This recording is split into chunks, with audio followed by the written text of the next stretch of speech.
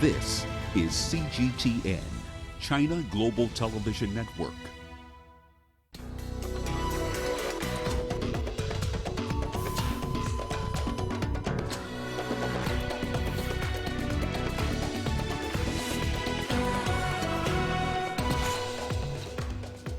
The South African government faces court action against their COVID-19 measures. Fears of a mass coronavirus outbreak as cases increase in South Korea. And the brother of George Floyd testifies before lawmakers. Hello and a warm welcome to Africa Live on CGTN. I'm Lindy Mtongana in Nairobi. Also ahead this hour. Zimbabwe's president turns the heat on businesses for inflating prices. And in sports, Tunisia's plan to resume post-COVID-19 domestic football in August stokes controversy. In our top story this hour, the South African government is facing several court cases challenging regulations it put in place to curb the spread of COVID-19. The Pretoria High Court sat to hear arguments by the Fair Trade Independent Tobacco Association, which is challenging the government ban on cigarette sales. Angela Coppola has more.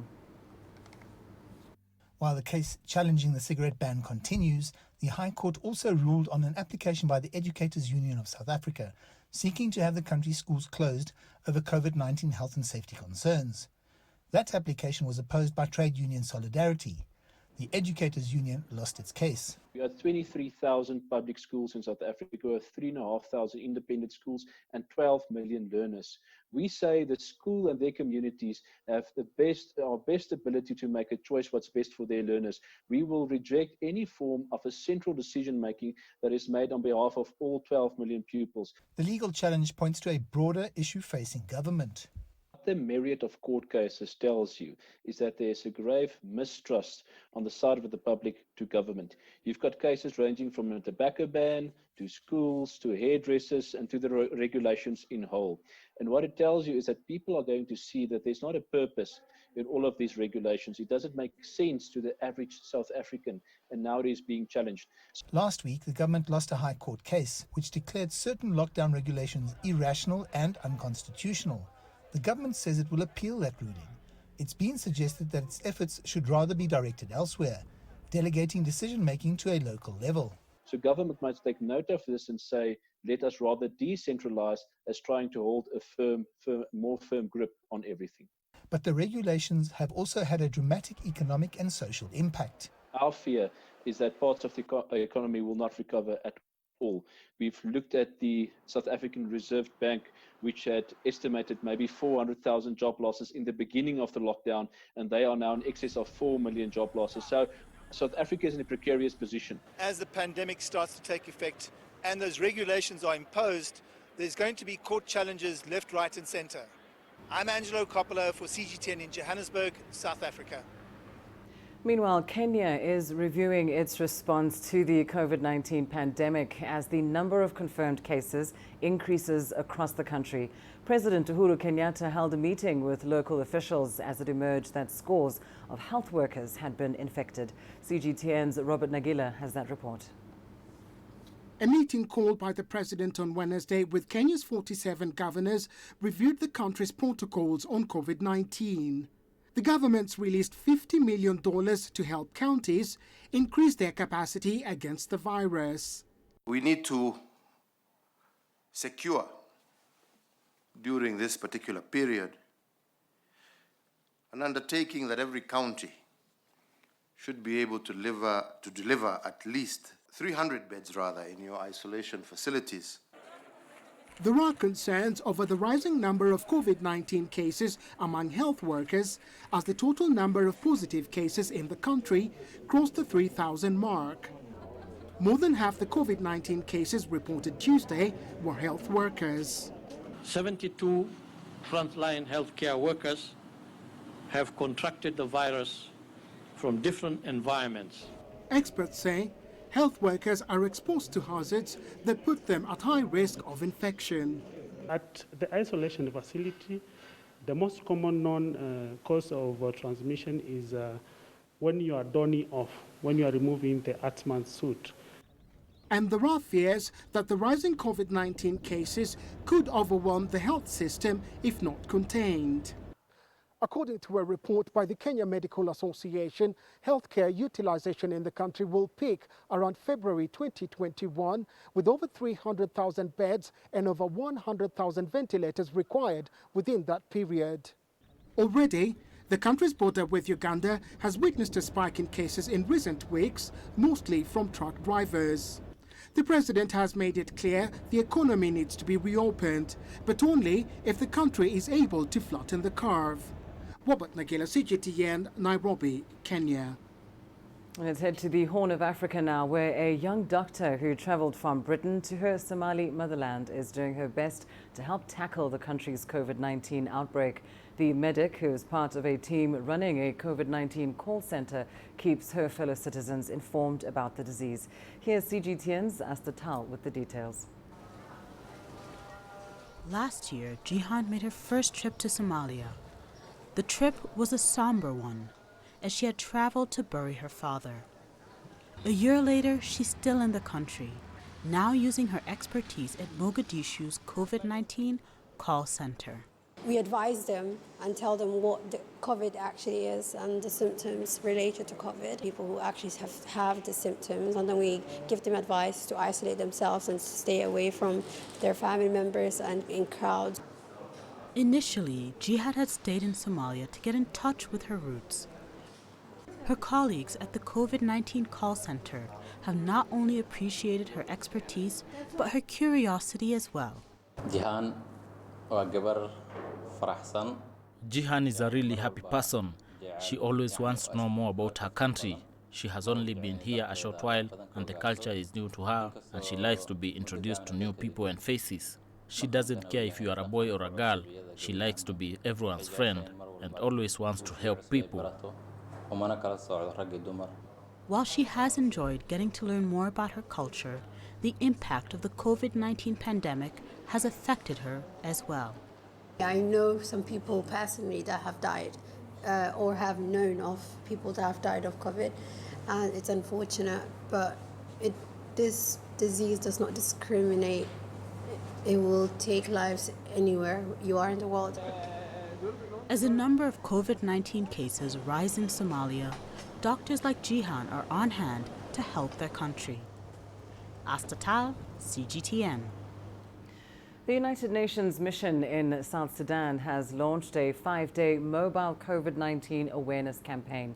The initiative will be using tricycles to sensitize the public in the 4 most densely populated towns in Western Equatoria. Here's CGTN's Asta Tal once again with those details. These tricycles are driving through major streets, broadcasting messages on COVID-19 preventative measures. The launch is part of the United Nations missions in South Sudan's ongoing endeavors to support the national-led COVID-19 response in the country. It is the only way to keep you and your family safe. Some people are still living in Wonderland. They do not want to believe that this thing is real. But we need to continue the efforts to educate the general populace, to get them to appreciate the fact that COVID-19 is real, and that we need to observe the protocols to be able to stay safe. Others who have it, if they cough or breathe. The head of South Sudan's COVID-19 task force in Gubedu, Wilson Thomas Yanga, is also supporting the mobile awareness drive. Yanga is urging every South Sudanese citizen to be wary of the dangers of this pandemic. It is the responsibility of everybody to let people know that Corona is real, and the Corona is on the ground. In the specific in Yambio, we have a case, and we need to know about that. People need to know about that. Although many people have gone outside there from door to door, telling people about the danger of Corona, to the best of my knowledge, people are not adhering to. So we need to put maximum effort to see that the information reaches people in the village and everywhere that the Corona is a dangerous disease that has no cure, it has no vaccination. The only vaccination and the only cure is prevention. Despite the worldwide health and safety risk posed by the virus, adhering to preventative measures, especially physically distancing, still remains a concern among South Sudanese communities. The mobile awareness campaign will run with the intention of sensitizing the public on the importance of adhering to the preventative measures. Astatal, CGTN. The Chinese government's recent release of a white paper on actions against the coronavirus epidemic continues receiving positive reviews. The paper records China's efforts and achievements in the fight against COVID-19. It also outlines China's future plans to eradicate the disease globally. The executive director of the Afri-China Media Center in Nigeria, Ikena Emewu, says China has been at the forefront of the fight against the coronavirus in Africa. According to Emewu, China's efforts reflect its policy. President Xi Jinping's policy of human lives first. Human lives matter much more than economy. So China threw in everything into that battle to make sure that lives are safe, human beings are preserved. I commend China for extending its goodwill to Africa. It sent over 148 medical officials and experts to 11 African countries, not to talk of the medical supplies from the government, from individuals. China did something commendable, and I really commend the country for such efforts. South Korea, meanwhile, has reported 45 new infections, most of them concentrated around the capital, Seoul. Health officials are warning about possible mass outbreaks. Recently, there has been a consistent chain of transmission spreading in the densely populated capital area. If we continue to fail to cut off these chains, we cannot rule out the possibility of a massive circulation. The South Korean government is resisting calls to reimpose stronger social distancing measures due to economic concerns. But the country's health experts say transmissions are getting harder to track and the virus is spreading quickly as people increase outdoor activities. South Korea has reported nearly 12,000 cases so far. The U.S. top infectious disease expert says the government will fund and conduct studies on 3 experimental coronavirus vaccines. Last-stage trials are expected to begin in July, August and September, respectively. They will involve tens of thousands of people to assess the safety and effectiveness of these vaccines. Currently, about 10 coronavirus vaccines have reached human trials. Experts say a safe and effective one could take 12 to 18 months to develop. The subway system is also back up and running in New York City. Officials say services returned to almost pre-pandemic levels on Monday, but the experience is a very different one. Karina Huber took a ride to see what the new normal feels like. Roughly 400,000 New Yorkers are expected to go back to work this week. Many of those workers rely on the city's transit system. The state's top official wrote it for the first time since the pandemic hit New York 3 months ago. New York's back. Let's go. The MTA says the city's subways are now running at 95% of pre-pandemic levels, but the experience is very different. Police officers distribute hand sanitizer and masks when entering. There are markers on the ground at stations to enforce social distancing, and face coverings are mandatory. I feel safe. I haven't had any issues. There's usually a couple other people in the subway car. They kicked out the bums. They finally cleaned this up. Subway stations a little bit cleaner. So, you know, this pandemic and everything, with everything going on, they stepped up. Pre-pandemic, the subways ran 24/7, one of the only subway systems in the world to do so. But now they are closed from 1 to 5 a.m. nightly to allow for cleaning and disinfection. I'm curious to see how it's going to pan out when everybody gets back and it's back to the normal New York.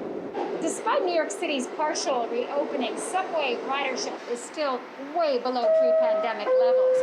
It's unclear how it can return to full capacity with the new social distancing guidelines. when the city fully reopens. There is concern cars will become the favored mode of transportation, causing gridlock. Traffic on the city's bridges and tunnels has already returned to roughly 70% of what it was before. Some transportation experts are urging the city to put a temporary ban on cars entering Manhattan with only one person in it. They are also calling for the city to create new bicycle. The brother of George Floyd testifies before lawmakers. Images may appear to be identical, but looks can be deceiving. The difference, we put the focus on the details. To see more, to understand better. CGTN. See the difference.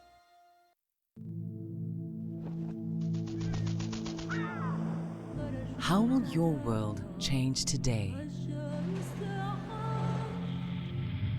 What happens here? What happens there? Or what you make happen for yourself? If it matters to you, it matters to us too. Your stories are the stories that need to be told. Africa Live. Find your voice. Start in the United States now, where the brother of an African-American man who was killed while in police custody has spoken on Capitol Hill about police reform.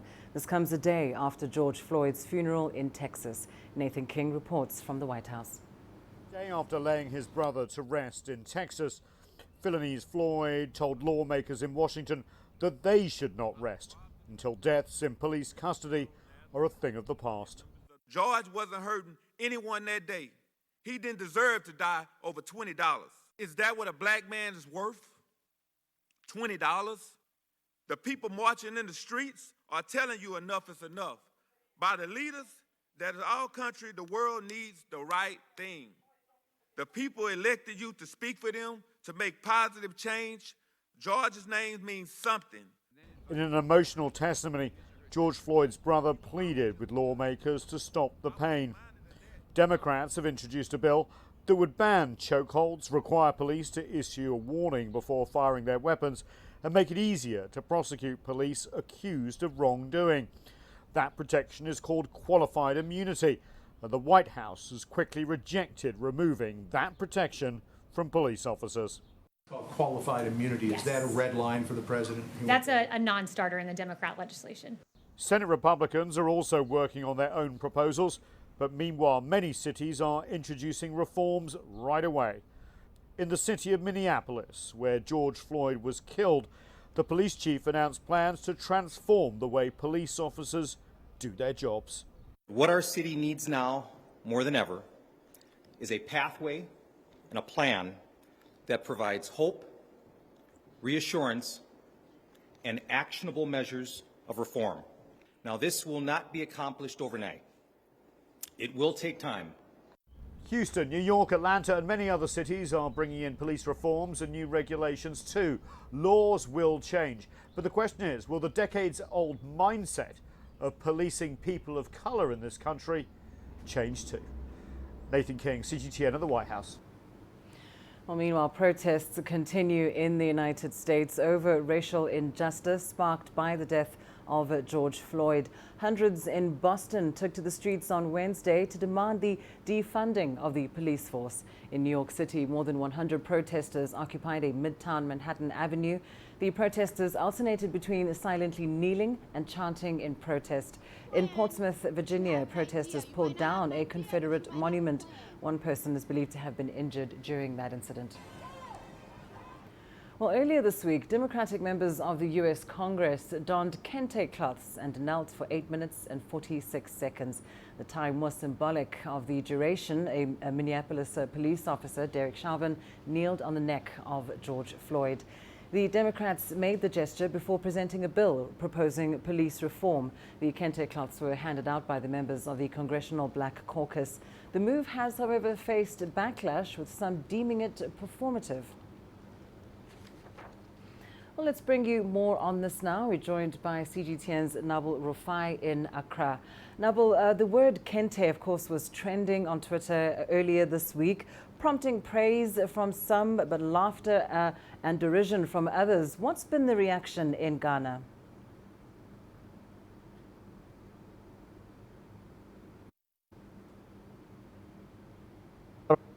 Who have been excited for the fact that Kente is trending. You know, the Kente is seen as a cultural heritage here in Ghana. It actually originates from the Ashanti region because in the Ashanti region, the royal family were the ones who were mostly using Kente for important occasions, and it was also being used by only rich people.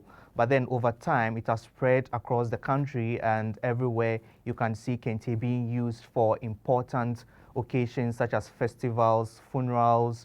Sometimes it's also being used for weddings and naming ceremonies. So a lot of people here in Ghana see Kente as part of their cultural heritage. And in Africa, it's also seen as an African heritage, and abroad we see a lot of people using it for their graduation ceremonies. They drape it around their neck and all that. So a lot of people have been happy for the fact that Kente has gained some global attention after the U.S. Democrats, Nancy Pelosi, used it for paying respect to George Floyd.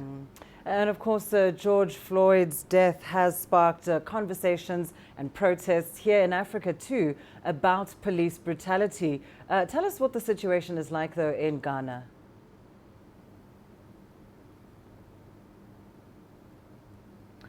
Well, in Ghana, there's been a lot of call for the police to be very professional in their handling of issues such as this. You know, Ghana is heading towards the elections in December, and usually elections are very tensed, and even as of now, it's quite a tensed atmosphere because we've seen some vocal people of opposition groups being arrested by the police for saying one thing or the other against the current compilation of the voters register. And there are those who are not too happy about the police handling of these issues, and they are saying that the police is actually in bed with the current government and is doing its bidding. And this is something that they are trying to avoid when it comes to the election proper in December, where it's likely there will be some pockets of violence here and there during the election process.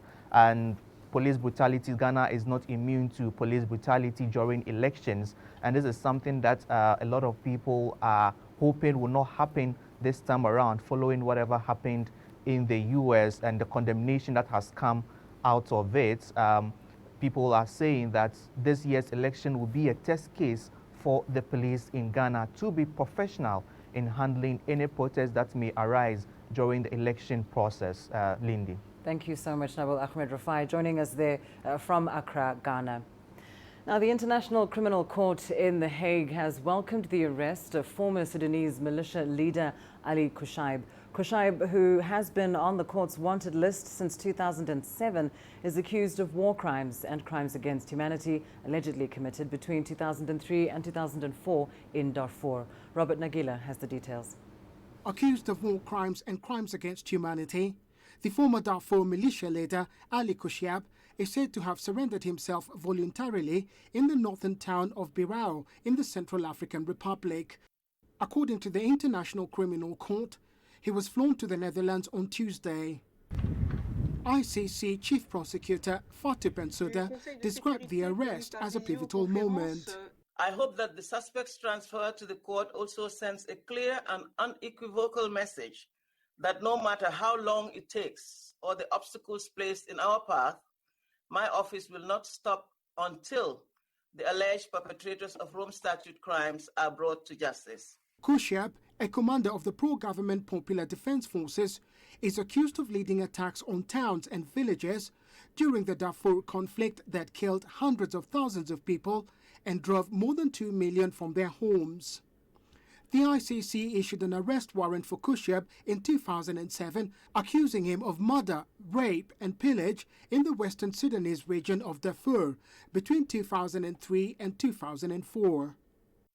I remain hopeful that a new chapter of constructive ICC Sudan engagement, rooted in mutual respect and a genuine commitment to bringing justice for the victims of heinous crimes committed in Darfur, may be on the horizon. Kusheb is one of 6 men wanted by the ICC for crimes in Darfur. The list of suspects includes former Sudanese President Omar al-Bashir, who was ousted by the military in 2019 after months of protests against his rule.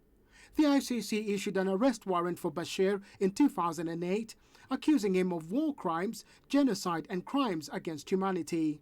He was sentenced to 2 years in detention by a court in Sudan in December last year. Robert Nagila, CGTN, Nairobi, Kenya. The Democratic Republic of Congo and international aid agencies have put in place a 4-month plan to tackle a new Ebola outbreak in the northwest of the country. The plan entails tracing people who've come into contact with Ebola patients and vaccinating them to prevent the spread of the disease. 8 people have already died of Ebola so far. CGTN's Chris Ochamringa has more.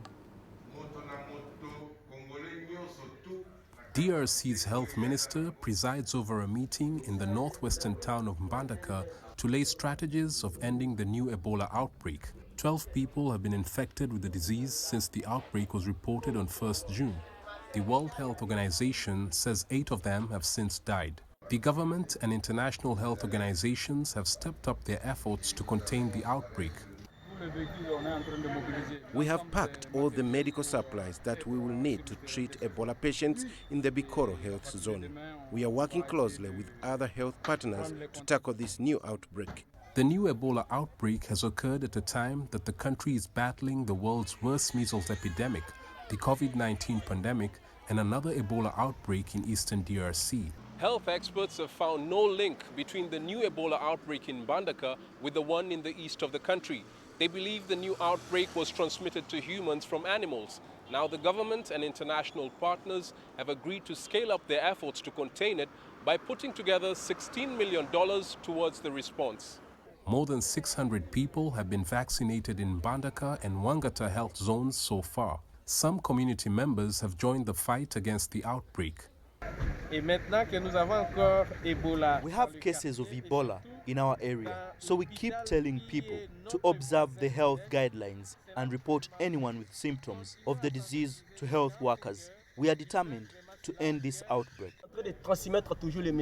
We have been educating people here about this new Ebola outbreak voluntarily. We have no megaphone and no means of transport to travel around. We are making the sacrifice for the good of our community. Mbandaka was hit by another Ebola outbreak in 2018 that left 33 people dead.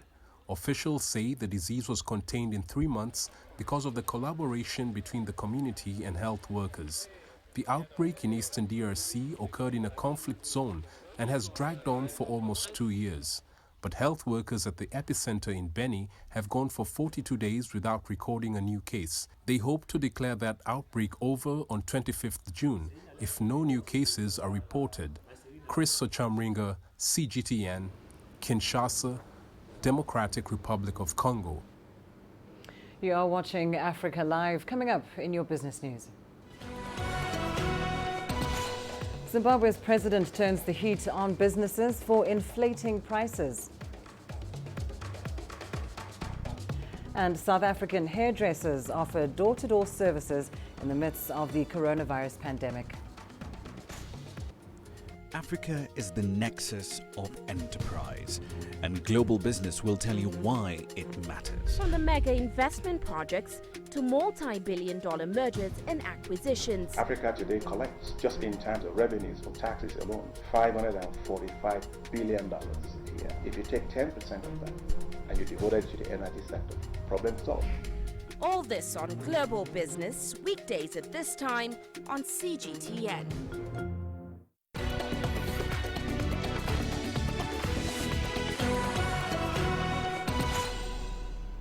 In your business news, Zimbabwe's President Emmerson Mnangagwa has accused businesses of undermining the local currency by constantly hiking prices. Mnangagwa linked the currency strain to part of a wider political plot by detractors and elite opportunists against his government. Economic analysts say the government's budget is under pressure from spending to combat the coronavirus outbreak. The pressure may force authorities to resort to printing money, stoking inflation even further. A year after the Southern African nation ended a decade of dollarization and reintroduced the Zimbabwean dollar, the local currency has tumbled on the black market, fueling price increases and pushing inflation to over 700%. Rwanda's revenue collection is projected to reduce to $1.5 billion in the 2020-2021 financial year.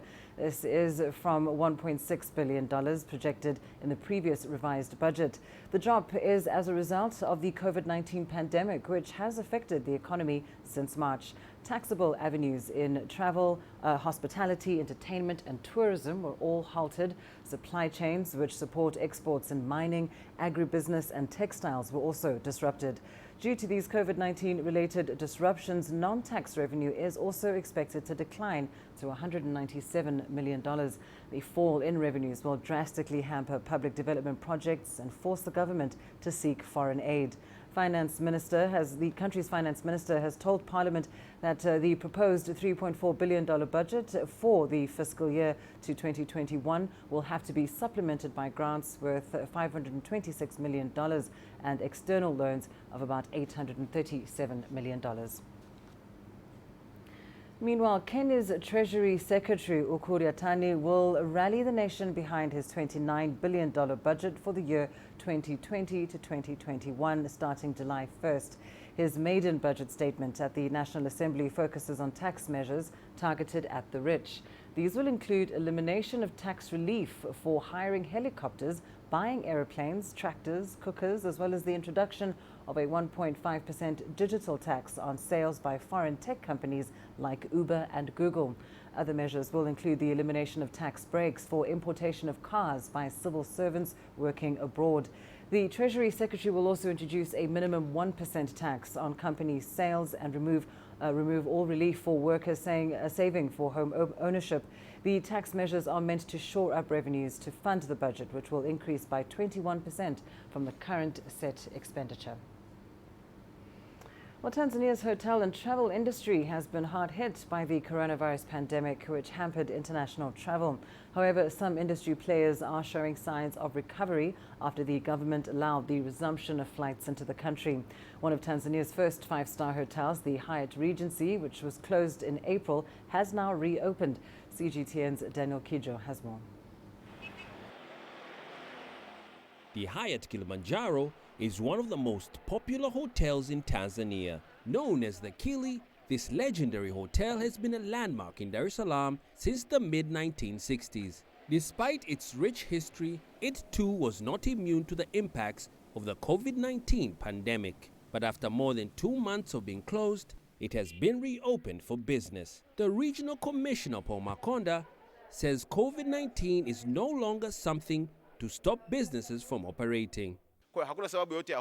There's no need to fear. Businessmen should do their business, bars should be open, those who own bands should play music, even clubs.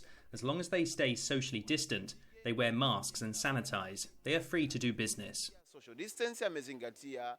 After suspending all international flights as one of the measures to curb the spread of the coronavirus 2 months ago, Tanzania is now encouraging foreign tourists and business visitors to fly into the country. The Kilimanjaro's management says the nature of business has changed, but they've adapted accordingly. We are able to do or to continue the business because all what we need to do is to maintain the social distancing, wearing the mask, and all other protective details that we should take. The tourism sector contributes $2 billion to the country annually, accounting for 25% of all exchange earnings.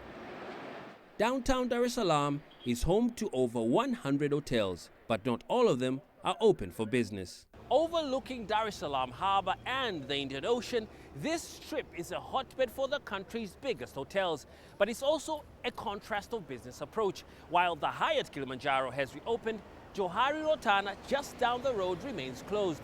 So as it opens its doors, Hyatt is hoping that its decision will be rewarding. Over the last 2 weeks, hotels, restaurants and tour operators have been getting certified under new strict health measures set out by the government. The Tourism Ministry has come up with Standard of Operations, or SOPs, aimed at the promotion of the country's tourism industry in the COVID-19 outbreak. Some measures include digitizing menus as a way to reduce unnecessary surface contact. We have introduced a new menu, an online menu, from which you can scan through the QR codes, then you can get it through your phone. Then through there you can go through all the menu and you can order whatever you want. The government of Tanzania is still asking tourists and locals to frequently wash hands, use face masks and practice social distancing, and to report any symptoms if they arise. But it's hoped that as the Kilimanjaro opens its doors, others can follow suit as a way to save the sector. Daniel Kijo, CGTN, Dar es Salaam. The U.S. Central Bank kept its benchmark interest rate at nearly zero, unchanged from the previous meeting. The Federal Reserve says the coronavirus crisis poses considerable risks to the country's economy over the medium term. Giles Gibson has the details. This decision was certainly widely expected, the Fed holding interest rates where they are at nearly zero. Back in March at their last meeting, the Federal Reserve didn't make any projections about the US economy because of the uncertainty surrounding the coronavirus outbreak, which was really spreading around the world at that point. Now the Federal Reserve is projecting that the US economy will contract by 6.5% in 2020 before bouncing back into positive territory in 2021 and 2022. Here's Jerome Powell, the chair of the Federal Reserve, talking about where interest rates could be heading in the medium and long term. We are committed to using our full range of tools to support the economy in this challenging time. In March, we quickly lowered our policy interest rate to near zero, where we expect to keep it until we are confident that the economy has weathered recent events and is on track to achieve our maximum employment and price stability goals.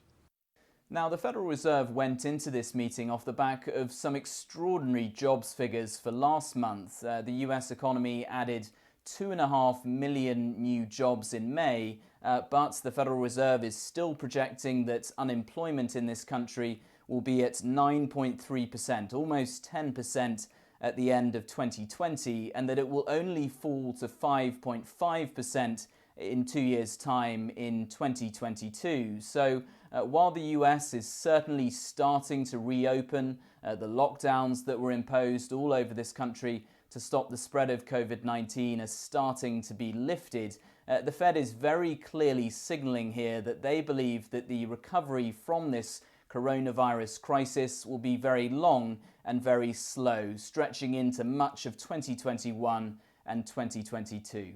Giles Gibson, CGTN, Washington. Meanwhile, the European Union hopes to reopen its borders to foreigners in July. That's as leaders look to loosen stringent lockdowns that have caused a steep global economic downturn.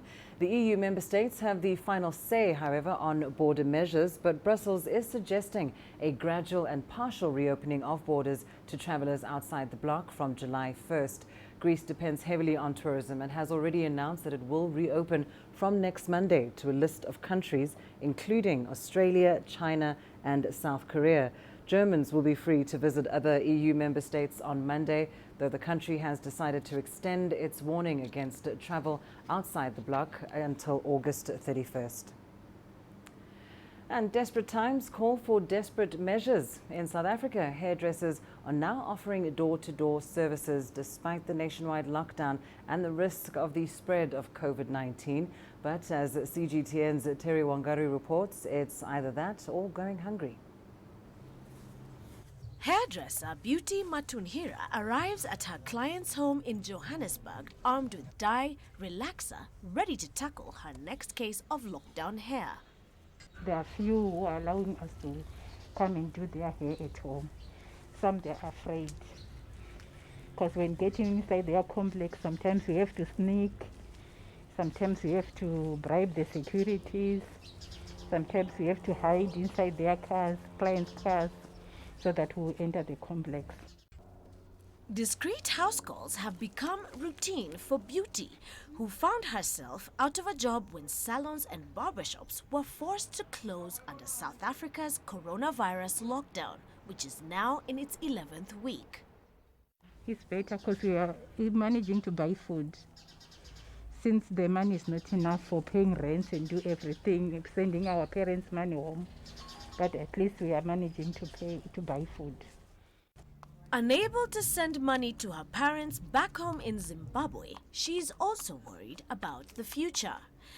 Beauty is risking jail time by visiting clients at home, as hairdressers are still banned from working under the lockdown rules, even as the government has begun to relax restrictions to allow for a partial reopening of the economy.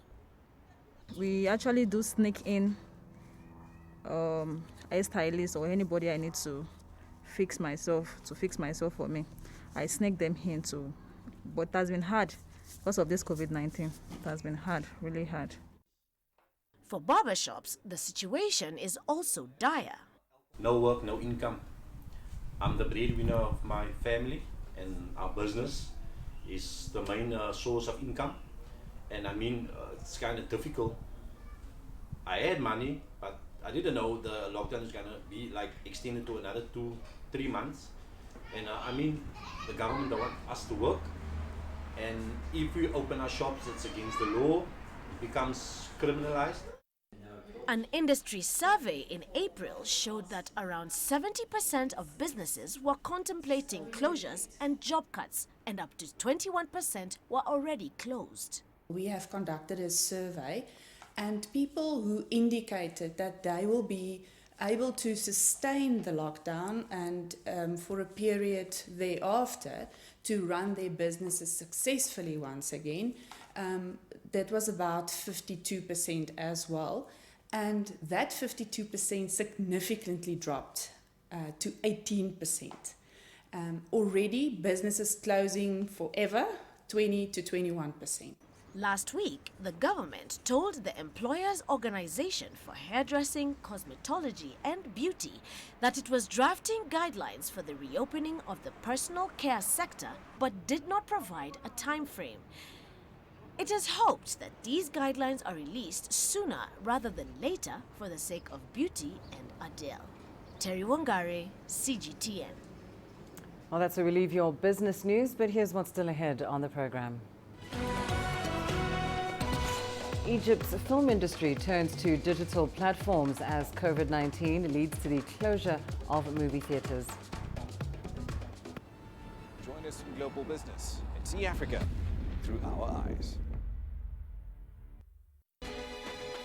He was called on to do a job, launch the Safaricom brand in Kenya, make it successful.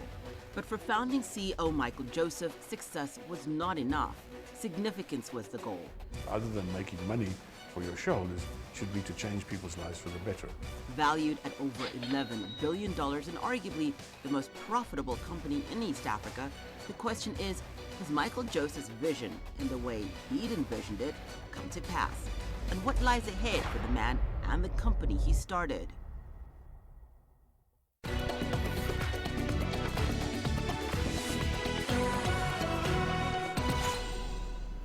Egypt's film industry is the biggest in the Arab world, but under the current pandemic, it's been suffering as movie theaters remain shut. While filmmakers are in negotiations with the government to reopen theaters under specific preventative measures, they're also seeking other options to show their movies. Here's Adel Al-Makhroui with more. The coronavirus pandemic has completely shut all movie theaters in Egypt, which has for decades been the main source of revenues for movie productions. Egypt has 3 main cinema seasons annually. COVID-19 has deprived the industry from 2 of them. When theaters were closed, we lost our Eid and summer seasons. This has created a big problem. Producers couldn't release new films and cinema owners couldn't open their gates. We now have shelved movies and several films in post-production were not finished. But while this crisis has made the industry bleed millions of dollars, some filmmakers have been seeking to market their movies in new ways. Digital platforms have been the salvation to some producers.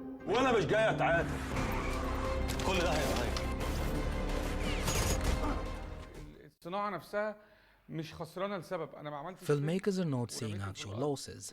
They have unreleased productions, which are assets that will still generate revenues once premiered. That has become an opportunity for digital platforms, which are now buying movies or even producing. So we are seeing movie premieres now are on these internet-based services rather than on theaters. Digital is booming, and now there are more people watching online. To decrease losses, we are seeing filmmakers producing low-budget movies to sell it on online platforms. But the blockbusters cannot follow that lead until cinemas are open. Representatives of the cinema industry are negotiating terms of reopening theaters with the government. While the guidelines for their operation are not final yet, they will definitely include a cap to theaters' capacity. That will lead to a significant drop in revenues from cinemas. Digital platforms in Egypt are still developing, so their financial gains are quite limited, especially to blockbusters which have high production cost. It's why many producers want to wait until cinemas are partially open, so at least they can combine their revenues from both traditional and digital screening opportunities. Adel Mahroui, CGTN, Cairo. Time for a short break. Your sports news up next. Coming up, Tunisia's plan to resume post-COVID-19 domestic football in